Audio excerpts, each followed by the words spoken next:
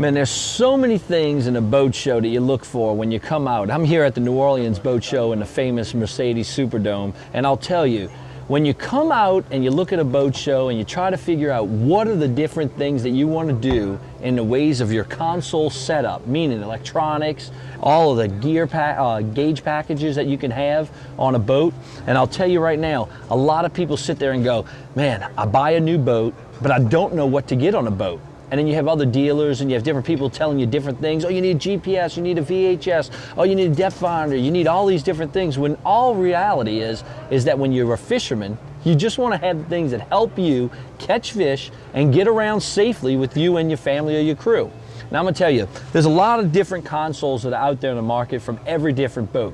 Every boat manufacturer makes a different style console that enables you to have good way of, reading electronics, seeing them, good access to them when you're riding in the boat, making sure that these things are in a proper place. Now, most of the time when you get a boat and you get it at a boat show like this, what happens is that the dealer is the one that'll actually put all of these different gauges and the depth finders and the VHF radio for you in the boat.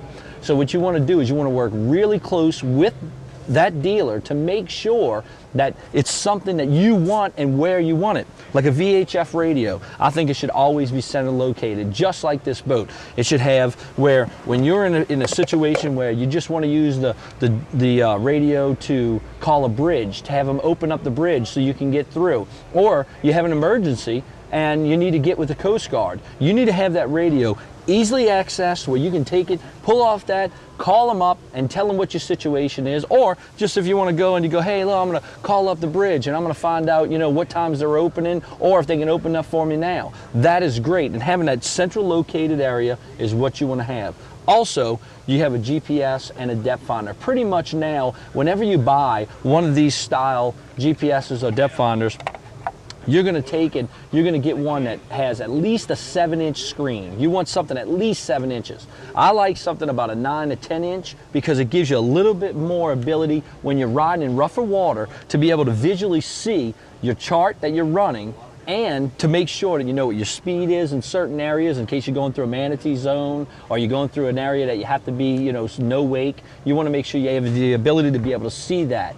And the other thing is that when it's larger like this, if you're using side scan or if you're using just depth finding and trying to find fish, you have the ability to visually see what the fish are, where they're located, because always remember, a person that can figure out the formula of seeing where the fish are, what the depth they are in, and figuring out what the water temperature is, those three things put together is deadly on catching fish. And these units now offer all of that to you. And they're really coming down on price. They're not really that expensive. So the thing is understanding that has to be in front, because a lot of times if you buy a boat and it's not rigged up and you take it home and you say, I'm going to put these things in myself, it may seem like a GPS on this side is the best thing, but it's really not. You want to have that visually right in front of you where you can see while you're driving, you can look at your GPS and then go back up and look at where you're going. Now, all the gauge packages for motors nowadays, motors are really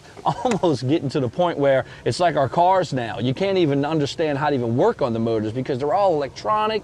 They have all different fueling systems in them, and the really cool thing is the gauge packages now. They'll tell you how much fuel you're burning per hour. They'll tell you how far you got until you get to the place that you're going to go to and how much fuel you're going to burn if you need more. If you're a tournament angler like me, I'm always looking to to bring the less amount of fuel that I have to have for the less amount of draft so I can get in those really shallow areas.